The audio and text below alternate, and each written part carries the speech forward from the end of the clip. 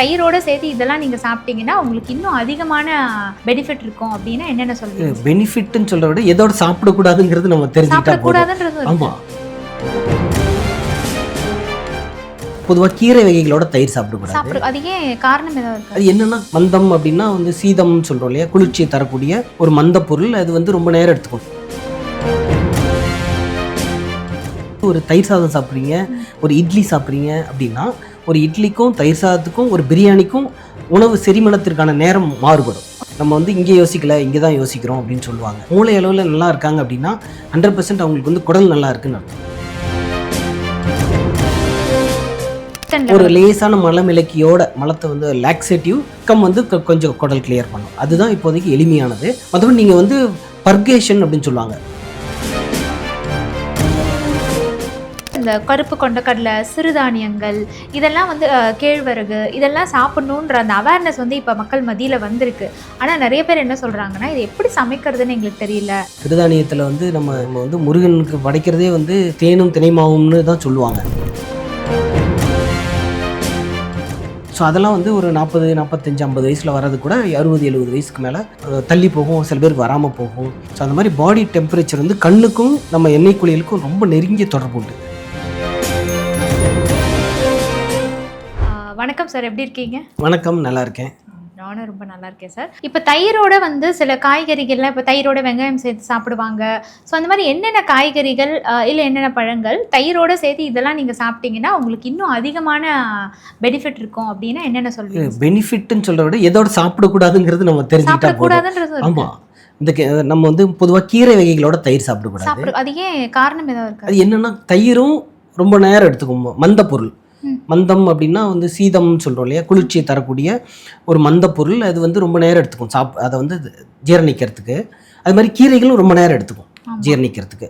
அதே மாதிரி நான்வெஜ், எந்த நான்வெஜ் சாப்பிட்டாலும் அது கூட தயிர் நம்ம இணைக்கக்கூடாது. ஆமாம், இதை கேள்விப்பட்டிருக்கேன். அது நிஜமாவே உண்மைதான். காரணம் என்ன சார் அதுக்கு?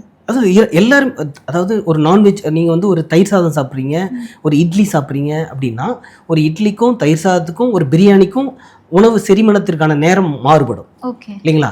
அப்போ வந்து ஒரு மந்த பொருளை இன்னொரு லேட்டாக தாமதமாக ஜீரணமாகக்கூடிய 2 பொருளோடு சேர்த்தும் பொழுது குடலில் வந்து ஒரு மந்தம் உண்டாகும். அது வந்து நமக்கு வந்து ரொம்ப நாள் அது மாதிரி இருந்தது அப்படின்னா அது வந்து நல்லதில்லை அப்படின்னு சொல்லுவாங்க. குடலில் வந்து ஒரு நாள் அந்த மாதிரி சாப்பிட்டா என்னைக்கு ரொம்ப அதாவது இது பழக்கமாக இருக்கும் சில பேருக்கு. ஸோ அந்த மாதிரி எடுத்துக்கொள்ளும் பொழுது வந்து சிரமமாக இருக்கும், அது சாப்பிடக்கூடாது. ஸோ அதனால் நான்வெஜ்ஜோட நம்ம பொதுவாக தயிரை சேர்த்தக்கூடாது. அதே மாதிரி கீரைகளோடு சேர்த்தக்கூடாது.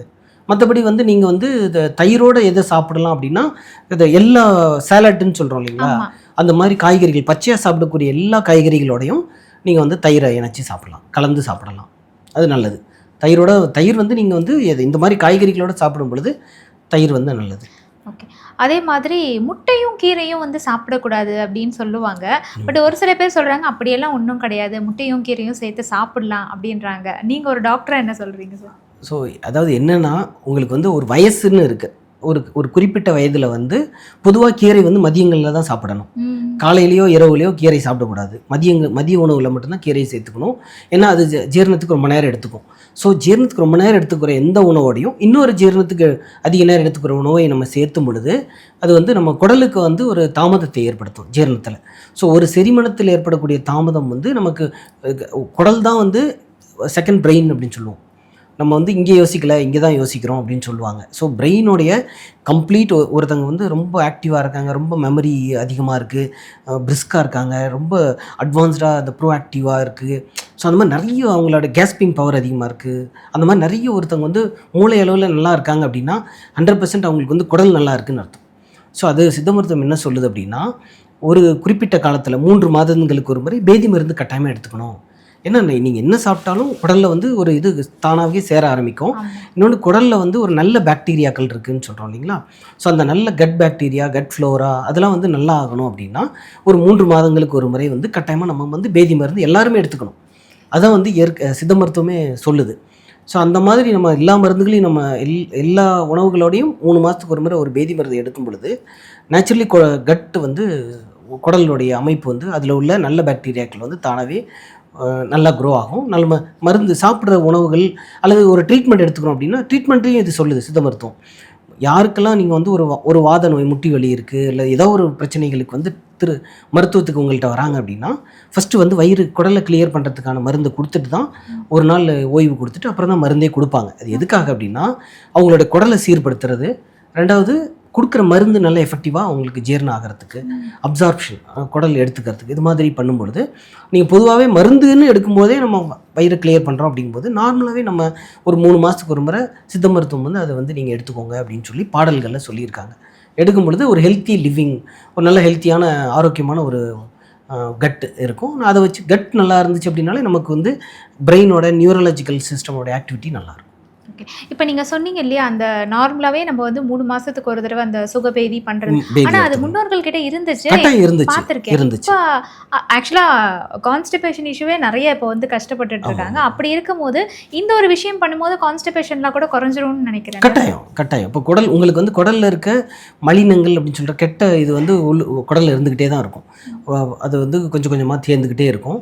அதை வந்து நம்ம எப்போவெல்லாம் 3 months ஒன்ஸ் கிளியர் பண்ணிட்டோம் அப்படின்னா குடல் வந்து அதோடைய ஆக்டிவிட்டீஸ் நல்லாயிருக்கும். எப்போல்லாம் குடல் நல்லாயிருக்கோ அப்போல்லாம் நீங்கள் யூ ஃபீல் ஹெல்த்தி அப்படின்றது வந்து சித்த மருத்துவம் சொல்லுது.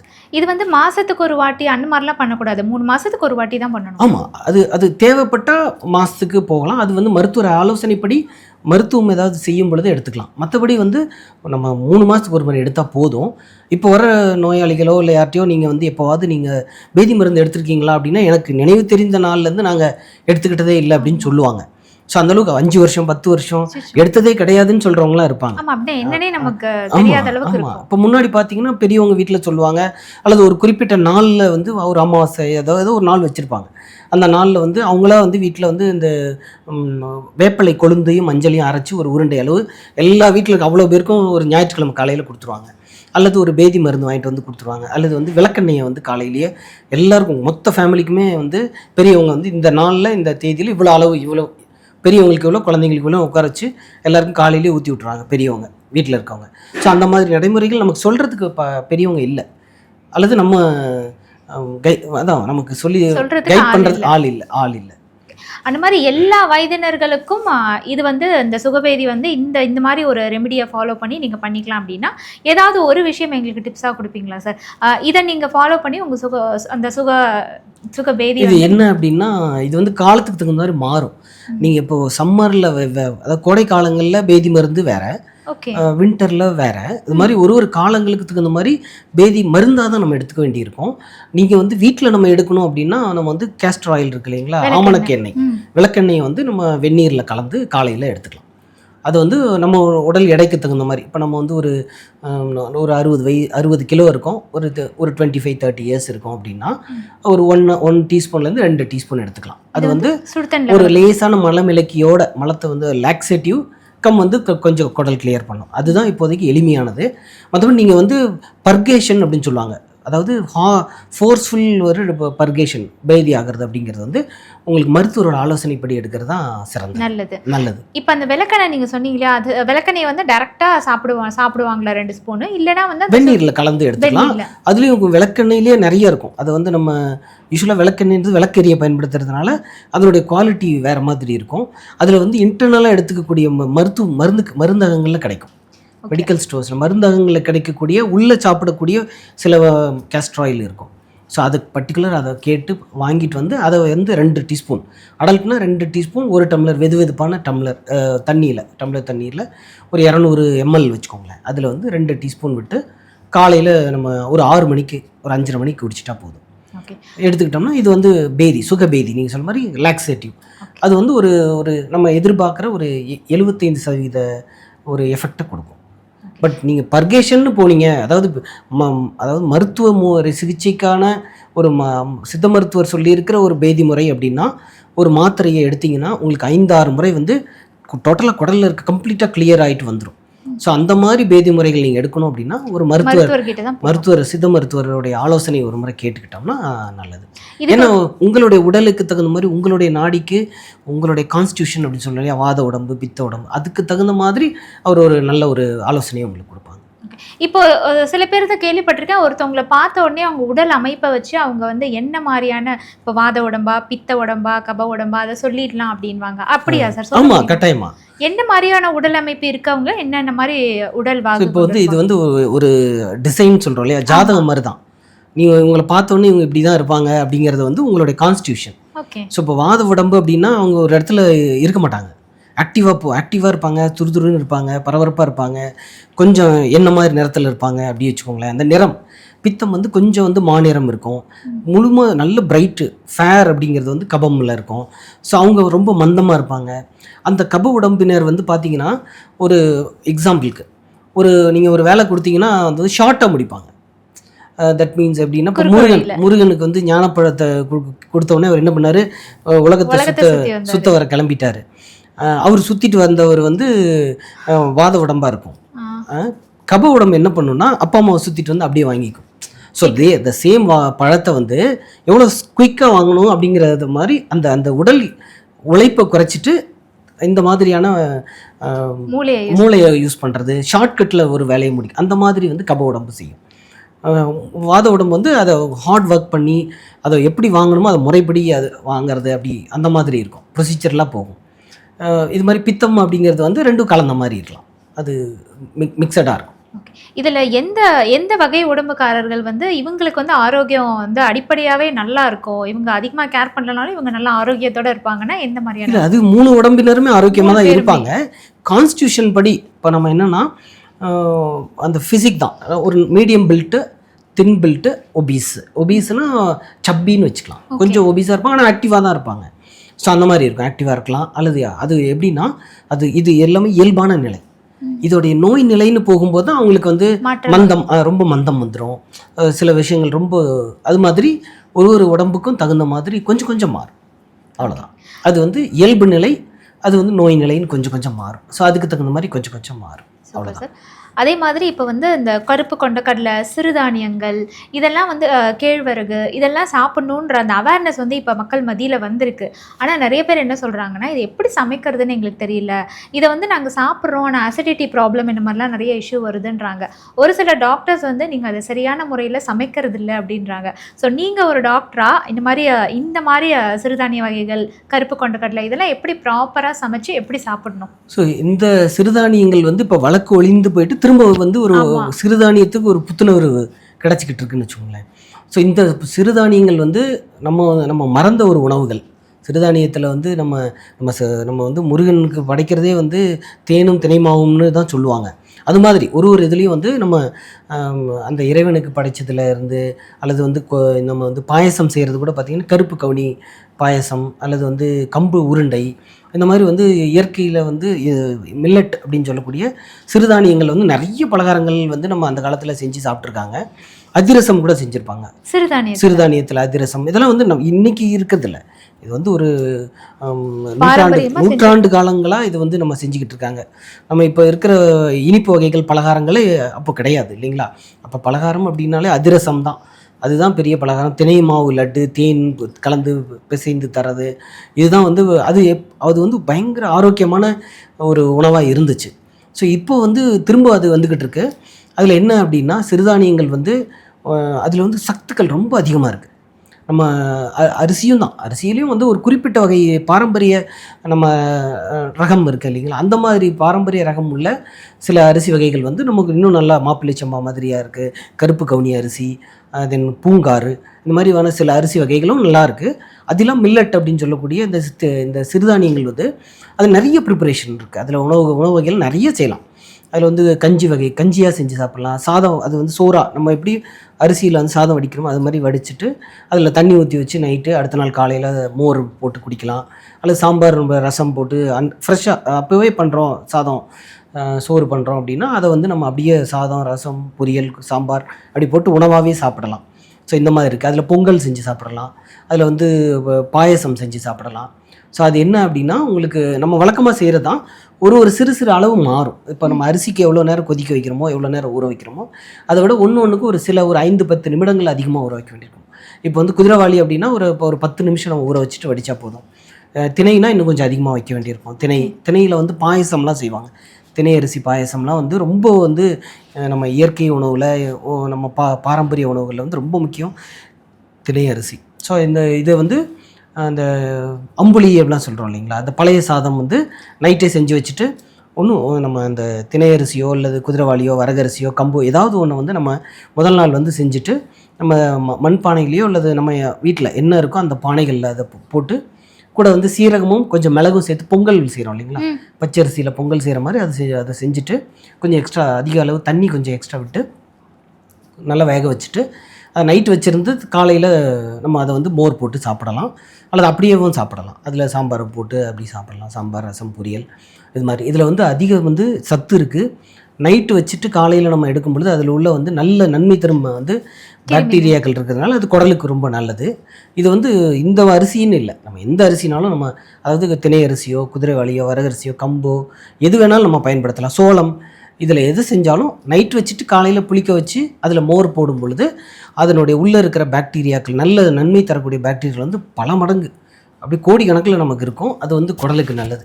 அதாவது இந்த சிறுதானிய வகைகள் இதெல்லாம் பண்ணும்போது நைட்டே ஊற வச்சுட்டு அதை புளிக்க வைக்கணுன்றீங்க. ஆமாம், தண்ணி விட்டுட்டோம்னா காலையில் வந்து இப்போ புளிக்கிறது அப்படின்னா அது வந்து நொதிக்க வைக்குது. கொஞ்சமாக நுர வச்சிரும். அந்த நொதிக்கும் பொழுது அதனோட பாக்டீரியாக்கள் பல மடங்கு அதிகமாகிட்டு குடலுடைய நன்மைக்கு அதிகமாக நல்லது தருது.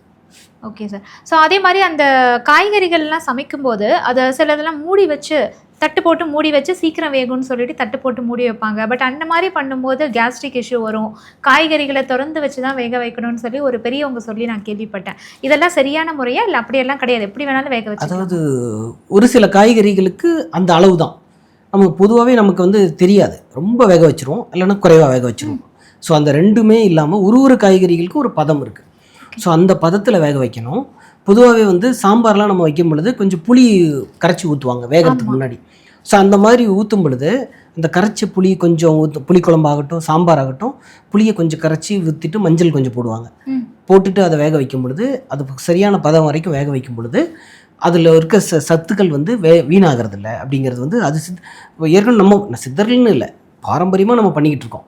புளி ஊற்றி சாம்பார் வைக்கிறது அப்படிங்கிறது வந்து ரீட்டைன் அதில் இருக்கிற ஒரு சத்து பொருள்களை வந்து ரீட்டைன் பண்ணுறதுக்கான ஒரு முறை தான். அது இப்போவும் ஆச்சரியப்படுறாங்க, புளி எதுக்கு ஊற்றுறாங்க அப்படிங்கிற மாதிரி. எல்லாருக்குமே நம்ம அவ்வளோ காலங்காலமாக அதை நம்ம பயன்படுத்திக்கிட்டு வரோம். அதில் ஒரு சத்துக்களை வீணாகாமல் ஒரு காய்கறி எப்படி வேக வைக்கிறது, அந்த காய்கறியோட சத்துக்களை எப்படி உடலுக்கு எடுத்துக்கிறது அப்படிங்கிறது வந்து இந்த மாதிரி ஆச்சரியமான விஷயங்கள் வந்து சின்ன டெக்னிக் தான், சிம்பிள் டெக்னிக் நமக்கு ஒரு பெரிய ரிசல்ட்டை தருதுன்னு வச்சுக்கோங்களேன். இப்போ நீங்கள் அந்த காய்கறிகள்னு சொல்லும்போது புளிச்சக்கீரை வந்து நிறைய பேர் அதை ஒதுக்கிடுறாங்க. புளிச்சக்கீரை ஐயோ வேணாம் ரொம்ப புளிக்கும் அப்படின்னு சொல்லிட்டு. ஆனால் அதில் வந்து நிறைய பயன்கள் இருக்குது அப்படின்னு சொல்கிறாங்களே. ஒரு காலத்தில் பெரியவங்கலாம் அதை வாரத்துக்கு ஒரு வாட்டி சாப்பிடுவாங்கன்றாங்க. அது நிஜமா அதில் என்ன மாதிரியான சத்துக்கள் இருக்குது சார்? எல்லா கீரைகளுமே வந்து சத்துக்கள் நிறைஞ்சிருக்குங்க. கீரைகள்னாலே சத்து தான். ஸோ அது இல்லாமல் ஃபைபர் நம்ம சொல்கிறோம், நார்ச்சத்துள்ள உணவுகள் எடுத்துக்கோங்க அப்படின்னு சொல்கிறோம் இல்லைங்களா. அதில் வந்து 100% நார்ச்சத்துக்கள் அதிகமுள்ள ஒரு உணவு அப்படின்னா கீரைகள் தான். அதில் புளிச்சக்கீரை ரொம்ப அதிகம். புளிச்சக்கீரையோட நார் எடுத்து கயிறே தயாரிக்கலான்ற அளவுக்கு அதில் வந்து ஆமாம் அதில் உள்ள நார்ச்சத்து அவ்வளோ இருக்கும். நல்ல முத்தின தண்டை வந்து நீங்கள் வந்து தண்ணியில் ஊற வச்சுட்டு அதுலேருந்து நார் எடுப்பாங்க. ஸோ அந்தளவுக்கு வந்து நார்ச்சத்து உள்ள ஒரு கீரை தான் வந்து புளிச்சக்கீரை. அதில் வந்து நம்ம தண்டை பயன்படுத்துறதில்ல, கீரையை எடுத்துகிட்டு அதை நம்ம சமைச்சு சாப்பிடும் பொழுது கடைஞ்சோ அல்லது பொரியலோ அப்படி சாப்பிடும் பொழுது பொதுவாக கடைவாங்க. நல்ல சின்ன வெங்காயம் போட்டு நல்லெண்ணெய் விட்டு அதை செய்யும் பொழுது நல்ல ஒரு சுவை இருக்கும். நீங்கள் ரொம்ப புளிப்பாக இருக்குது அப்படின்னா அளவு குறைச்சி நீங்கள் பயன்படுத்தலாம். பட் புளிச்சக்கீரை அப்படிங்கும் பொழுது புளிச்சக்கீரை வந்து ஒரு அதிக அளவு வந்து அயன் உள்ள கால்சியம் உள்ள ஒரு அருமையான ஒரு கீரை, அதிக அளவு வந்து ஒரு நார்ச்சத்து உள்ள ஒரு கீரை. இது மட்டும் இல்லை, எல்லா கீரையுமே நல்லது தான். அதில் முருங்கைக்கீரையும் புளிச்சக்கீரையும் வந்து ஃபஸ்ட்டு டாப் 10ன்னு சொல்லணும் இல்லையா, அதில் முதல் 2 இடங்களில் இருக்கிறது இது 2 தான். அதில் முருங்கைக்கீரை வந்து உங்களுக்கு நம்ம போய் பக்கத்துலேயே நம்ம பல இங்கே நகரத்துலேயே வந்து நகரத்துலேயே வீட்டில் ஒரு ஓரமாக வச்சுட்டிங்கன்னா வந்துடும் அப்படிங்கிற மாதிரிலாம் நிறைய வீடுகளில் இருக்கும். கொஞ்சம் வச்சாலே வந்துடும். ஆனால் உங்களுக்கு வந்து அதையே வந்து இப்போ பெரிய கம்பெனிகள் வந்து கேப்சூலாக போட்டு ஒரு கேப்சூல் 30 ரூபா, ஒரே ஒரு சிங்கிள் கேப்சூல் 30 ருபீஸ். இன்றைக்கி அதிக அளவு வந்து வெளிநாடுக்கு ஏற்றுமதி செய்யக்கூடிய கீரையுடைய பொடி அப்படின்னா முருங்கைக்கீரை தான். முருங்கைக்கீரை பல கோடி அதில் வந்து பிஸ்னஸ் போயிட்டுருக்கு. ஓகே. அதே மாதிரி முருங்கைக்கீரை வாரத்துக்கு எத்தனை வாட்டி சாப்பிடலாம்? எந்த இப்போ சில பேர்லாம் வந்து இதை அவாய்ட் பண்ணலாம், சாப்பிடாதீங்க அப்படின்ற மாதிரிலாம் இருக்கும்ல, யாரெல்லாம் சாப்பிடலாம், யாரெல்லாம் அளவாக சாப்பிடணும் சார்? முருங்கைக்கீரை வந்து யாருமே அவாய்ட் பண்ணவே வேண்டியதில்லை, எல்லாருமே சாப்பிடக்கூடிய ஒரு கீரை தான் அது. தினமுமே கூட நீங்கள் முருங்கைக்கீரையை தினமும் சாப்பிடலாம். ஒரே மாதிரி செஞ்சு சாப்பிடும்போது நமக்கு ஒரு அதில் ஒரு ஒரு இது வந்துடும், ஒரு சேச்சுரேஷன், ஒரு திரும்ப திரும்ப இதே சாப்பிட்றோன்னு. அது மாதிரி வேறு வேறு மாதிரி ஒரு நாள் பொரியல், ஒரு நாள் கீரை, ஒரு நாள் கூட்டு, ஒரு நாள் பருப்பு போட்டு, அந்த மாதிரி வந்து நீங்கள் வேறு வேறு மாதிரி செஞ்சு சாப்பிடும்பொழுது கீரை தினமும் கூட நீங்கள் சாப்பிடலாம். உங்களுக்கு கிடைக்கிறது அவைலபிலிட்டி ஃப்ரெஷ்ஷாக கிடைச்சிதுன்னா நீங்கள் தினமும் சாப்பிட்லாம், ஒரு நாள் விட்டு ஒரு நாள் சாப்பிடலாம். இப்போ மாலை நேரங்கள் நீங்கள் சாப்பிட்னா முருங்கைக்கீரை சூப்பாக வச்சு சாப்பிட்லாம். ஸோ அந்த மாதிரி நீங்கள் எடுத்துக்கொள்கிற நேரத்தை பொறுத்து கீரையை வந்து எப்படினாலும் பயன்படுத்தலாம். முருங்கைக்கீரை வந்து அதுவும் குறிப்பாக பெண்களுக்கு வந்து ஒரு அபாரமான ஒரு அயன் கண்டென்ட் அப்படின்னு சொல்கிறோம். இப்போ நம்ம உடம்புல இருக்கக்கூடிய எதிர்ப்பு சக்தி அப்படின்றது அதை பொறுத்து தான் நம்ம எந்த அளவுக்கு ஸ்ட்ராங்காக இருக்கோம் அப்படின்னு சொல்கிறாங்க. பட் நமக்கு முன்னாடி இருந்தவங்கெல்லாம் வந்து அதுக்குன்னே வாரம் சில மருந்துகள்லாம் சாப்பிட்டுட்டு இருந்தாங்க. இப்போ லேகியமாக இருக்கட்டும், இல்லை ரசமே வந்து எதிர்ப்பு சக்தி அதிகமாக இருக்கும், அது ரெகுலராக நம்ம சாப்பிட்டு இருந்தானான்றாங்க. பட் இப்போ இருக்கக்கூடிய கல்ச்சரில் அதெல்லாம் நம்ம சாப்பிட்றதே இல்லை, ஏதோ பண்ணோமா சாப்பிட்டோமா ஓகே அப்படின்னு இருக்காங்க. ஸோ நம்ம இம்யூன் சிஸ்டமை ஸ்ட்ராங்காக வச்சுக்கணுன்னா என்ன மாதிரியான உணவுகள் நம்ம ரெகுலராக எடுத்துக்கணும் சார்? இல்லை, நம்மளுடைய தென்னிந்திய உணவுகள், அது குறிப்பாக தமிழகத்து பாரம்பரிய உணவுன்னு சொல்கிற இட்லி, சாம்பார், ரசம், இவ்வளோ தான் நமக்கான ஹெல்த்தியான ஒரு உணவு. அப்படின்னா கீரை, காய்கறிகள், இது கூட உள்ள சில நமக்கு ரெக்கமெண்ட் பண்ணியிருக்கிற நம்ம சித்த மருத்துவமோ இல்லை நம்ம பாரம்பரியமாக சாப்பிட்டுக்கிட்டு இருக்கக்கூடிய அது வந்து வெஜிடேரியனாக இருக்கட்டும், நான் vegetarian, what ever it may be, அந்த உணவுகள் தான் நமக்கு இப்போதைக்கு ஹெல்த்தியான உணவுகள். இதை தவிர்த்துட்டு நம்ம வந்து ஆர்டர் பண்ணி சாப்பிட்றோம் பாருங்கள், அது எல்லாமே பொதுவாகவே அன்ஹெல்த்தியான உணவுகளாக தான் இருக்குது. இது எப்படி சொல்கிறேன்னா, ஒரு சாம்பார் எடுத்துக்கிறோம் அப்படின்னா சாம்பாரில் வந்து நம்ம மிளகு சேர்த்துறோம். மிளகு அல்லது வந்து மஞ்சள் அல்லது வந்து கொத்தமல்லி இதெல்லாம் இல்லாமல் நம்ம சாம்பாரே வைக்கிறது இருக்காது. ஸோ அப்படிப்பட்ட இதில் வந்து இதுதான் நம்மளுடைய உணவுல நமக்கு எதிர்ப்பு சக்தியை உண்டாக்கக்கூடிய அதுதான். அதில் உள்ள புரோட்டீன், நம்ம பருப்புகளில் உள்ள புரோட்டீன், காய்கறிகள், இதெல்லாம் தான் நமக்கு வந்து எதிர்ப்பு சக்தியை தரக்கூடியது.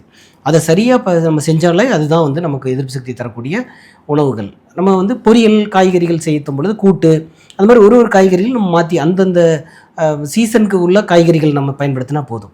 எப்போ வந்து தக்காளி விலை குறைவாக இருக்கோ அப்போ தக்காளி, எப்போ வந்து காய்கறிகள் ஒரு காய்கறி, முட்டைக்கோசு, அந்த மாதிரி கேரட்டு, பீன்ஸு, கத்திரிக்காய், அது மாதிரி ஒரு சீசனில் எது வந்து நமக்கு அஃபோர்டபுள் அப்படின்னு சொல்லக்கூடிய காய்கறிகள் விலை இருக்கோ அந்த காய்கறிகளை நம்ம பயன்படுத்தினாலே போதும். இந்த காய்கறிகள் நமக்கு தேவையான எதிர்ப்பு சக்தியை கொடுத்துரும். இதில் மிளகு அப்படின்னு எடுத்துக்கிட்டோம் அப்படின்னா, மிளகு கறி நம்ம வந்து ஆங்கிலேயர்கள் வந்து நமக்கு வந்து ஃபஸ்ட்டு இந்தியாவுக்கு வந்ததே வந்து மிளகு வாங்க தான் வந்தாங்க.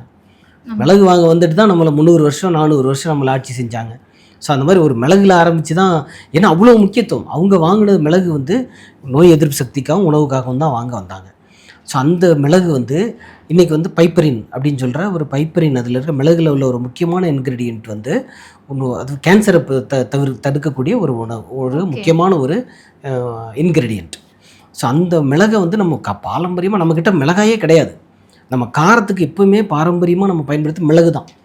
இப்போ கூட வந்து ஆம்லெட் போட்டால் மிளகு தான் போடுறோம், மிளகாத்தூள் போடுறது, மிளகு பொடி, பெப்பர் பவுடர் தான் போட்டுட்ருக்கோம். ஸோ அது காரணம் நம்மளுடைய முன்னோர்கள் நமக்கு கொடுத்து அது மிச்சம் மட்டும்தான் இருக்குதுன்னு வச்சுக்கோங்களேன்.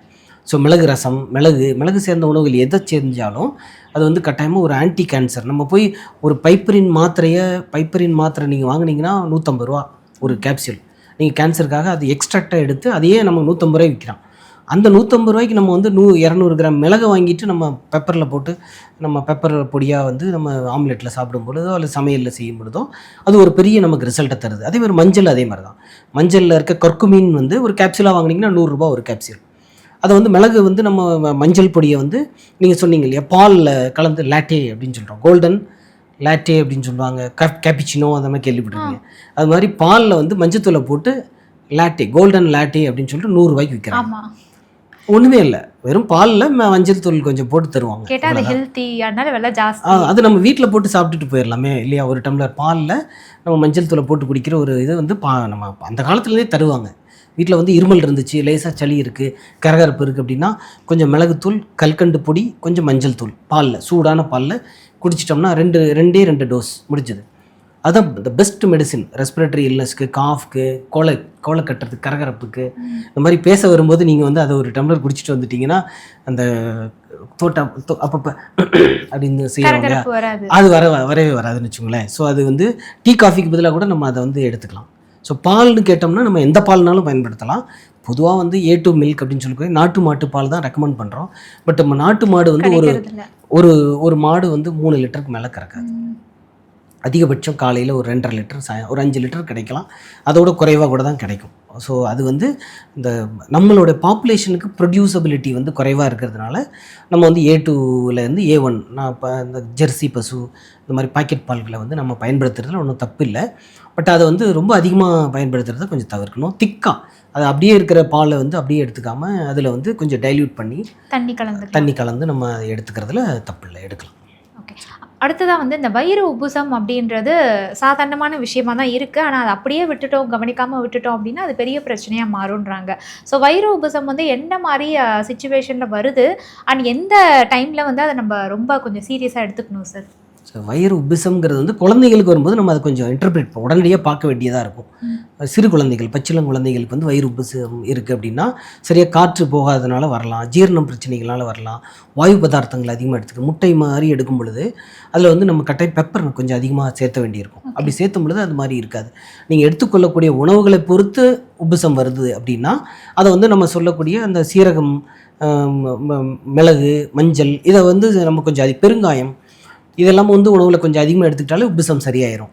அது இல்லாமல் வயிறு பெருசாகுது, காற்று ரொம்ப அதிகமாக இருக்குது, காற்று வெளியே சரியாக பிரியலை அப்படிங்கும் பொழுது அது எதனால் அப்படின்னு பார்த்துட்டு அதுக்குரிய இது பண்ணால் சரியாக இருக்கும். சரிங்களா? உப்புசம்ங்கிறது ஒரு எப்போ நீங்கள் வந்து வயிறு உப்புசம் இருக்கோ அப்போ வந்து நீங்கள் ரசம், மிளகு ரசமோ அதில் இப்போ கொஞ்சம் அதிகமான அளவு சீரகம், பூண்டு, பெருங்காயம் இதை கலந்துட்டு ஒரு ரசமாக எடுத்துக்கிட்டீங்க அப்படின்னா உடனடியாக உப்புசம் வந்து கலைஞ்சிரும். இப்போ இறுதியாக ஒரு கேள்வி. இறுதியாக வந்து இந்த எண்ணெய் குளியல் அப்படின்றது எங்களுக்கெல்லாம் எண்ணெய் குளியல்லாம் நாங்கள் மறந்தே போயிட்டோம். வாரத்துக்கு ஒரு தடவை தான் டைம் கிடைக்குது. அதுவும் ஒரு 3 ட்ராப்ஸ் 4 ட்ராப்ஸ் எண்ணெய் வந்து நாங்கள் தலைக்கு வச்சுப்போம். அதுவும் தேங்காய் எண்ணெய் அந்த மாதிரி. எண்ணெய் குளியல்னா முறைப்படி எப்படி பண்ணணும், அதில் என்ன மாதிரியான நன்மைகள் இருக்குது சார்? எண்ணெய் குளியல்ங்கிறது தான் வந்து இம்யூனிட்டியே. அதுதான் நமக்கு இம்யூனிட்டி அதிகமாக, பாடியோட இம்யூனிட்டி அப்படிங்கிறது. ஏன்னா நமக்கு ஒரு சின்ன விஷயம், தலையில் தேய்ச்சி குளிக்கிறது எப்படி இம்யூனிட்டியை நமக்கு க்ரியேட் பண்ணுது அப்படின்னு. பொதுவாகவே சவுத் இண்டியன் டெம்பரேச்சர் வந்து கொஞ்சம் கூடுதலாக தான் இருக்கும். அந்த சவுத் இண்டியன் டெம்பரேச்சருக்கு நம்ம வந்து அது வந்து பேசிக்காகவே நம்மளுடைய உடலுடைய எதிர்ப்பு சக்தியை வந்து குறைக்கக்கூடிய ஒரு டெம்பரேச்சரில் தான் நம்ம இருக்கோம். இந்த மாதிரி சூழல், அந்த சூழலில் நம்ம வந்து இயற்கையாகவே நமக்கு வந்து சித்தர்கள் ரெக்கமெண்ட் பண்ணியிருக்கிறது. சித்தர்கள் என்ன சொல்லியிருக்காங்கன்னா வாரத்துக்கு 2 முறை நீங்கள் எண்ணெய் தேய்ச்சி குளிக்க சொல்லியிருக்கிறாங்க. ஸோ இந்த மாதிரி வாரத்துக்கு 2 முறை நீங்கள் எண்ணெய் தேய்த்து குளிக்கும் பொழுது உங்களுடைய பாடியினுடைய பித்தம் தணிஞ்சு கண்ணுக்கு குளிர்ச்சி உண்டாக்கி ஒவ்வொரு உறுப்புகளும், சில பேருக்கு யூரின் போனால் எரிச்சல் வர்றது, அல்லது வந்து ஜீரண கோளாறுகள், பாடி ஹீட்டாக ஃபீல் பண்ணுறது, உள்ளுக்குள்ளே கனகனப்பாக இருக்கிறது, கண் எரிச்சல் இருக்கிறது, இது மாதிரியான இதில் வந்து கட்டாயமாக நம்ம வெளியே வந்துடும்.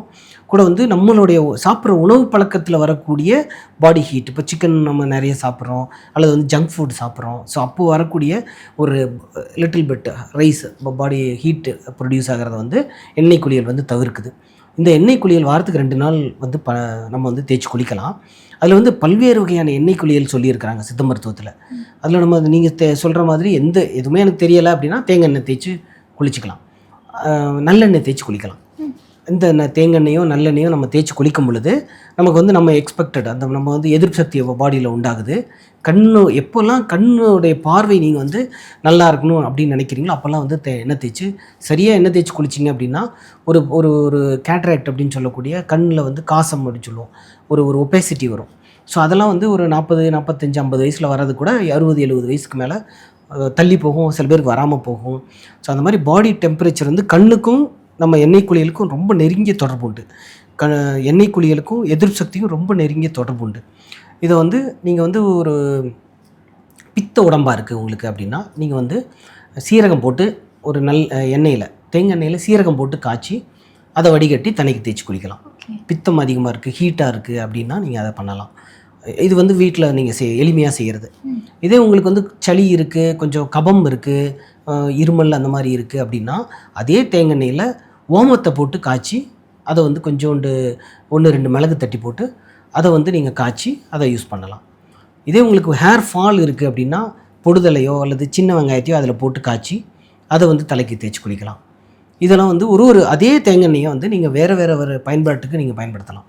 இது மாதிரி நல்லெண்ணெய் பயன்படுத்துகிறீங்க அப்படின்னா உடம்பு வந்து பித்தம் அதிகமாக இருக்குது, ஹீட்டாக இருக்குது அப்படின்னா அதே நல்லெண்ணெயில் வந்து நீங்கள் வந்து சீரகம் போட்டு காய்ச்சி கொதிக்க வச்சு 1-2 சீரகம், அதாவது ஒரு 100 ml நல்லெண்ணெயில் ஒரு 2 டீஸ்பூன் சீரகத்தை போட்டு கொதிக்க வச்சு வடிகட்டியோ இல்லை அப்படியே விட்டுட்டு அதை எண்ணெயை மட்டும் எடுத்து தலைக்கு தேய்ச்சி குளிக்கலாம். ஸோ இது மாதிரி வேறு எண்ணெய்கள், அது மருந்துகளாகவும் இருக்குது.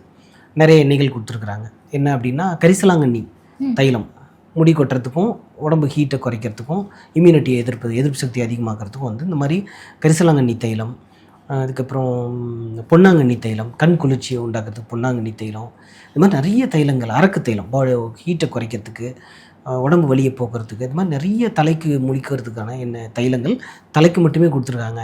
உடம்புக்கு தேய்ச்சி குளிக்கிறதுக்கு பல்வேறு எண்ணெய்கள் கொடுத்துருக்காங்க. இதெல்லாம் வந்து நம்ம படிப்படியாக பயன்படுத்த இது வந்து என்னென்னா ஒரு சிஸ்டம். சித்த மருத்துவம் அப்படிங்கிறது வந்து ஒரு வாழும் கலை பயிற்சின்னு வச்சுக்கோங்களேன்.